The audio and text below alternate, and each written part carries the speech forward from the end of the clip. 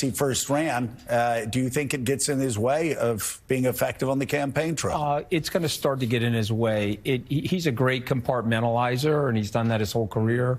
He's filed for bankruptcy before and came out of it, so he knows how to compartmentalize. But remember, a big part of his success with his voters is, quote unquote, I'm really rich.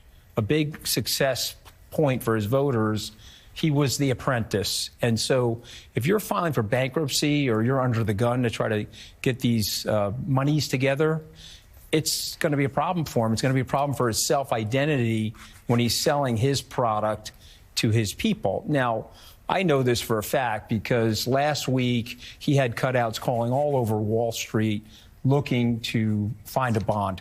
They were offering 15% coupons on the debt. He couldn't find one person on Wall Street to secure that bond. You want to explain to viewers why that is? So the reason why that is he defaults on everything. You know, if you talk to interior designers, architects, construction workers, plumbing people, he doesn't pay his bills. Yeah, and it's always been that way, hasn't it? It's always been that way, and so you can't give him that money because you don't have the 100% certainty. I mean, if he was rated by Moody's, he'd be like a C+ debt rating, which is very specious. And so his problem now is going to be about the identity that he presents to his audience. You know, I'm the guy, I'm the business maverick. But if you don't really have the money, like you've been saying that you've had the money for all these years, I think it's a big Achilles heel for him. In fairness, though, that's a lot of liquidity to come up with. No, I know Mark Cuban said that, but remember, these are low information voters. They're not as focused on his balance sheet versus not. They're low information voters who also are super sympathetic to him and see him right now as being targeted by a blue state. So he does get a little bit of a pass on that.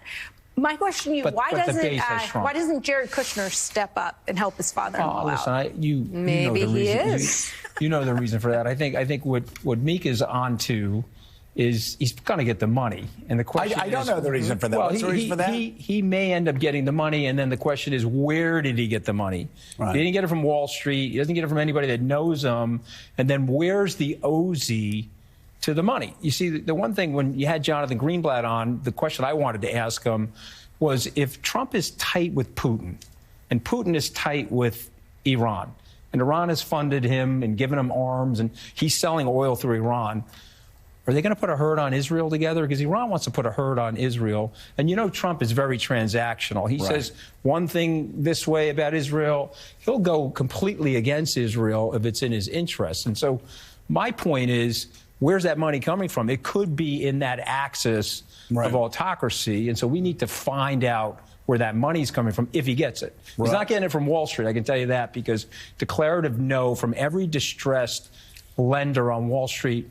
And there was a little giggle group chat among a lot of people saying, can you believe this guy's looking for $500 million with a 15% coupon?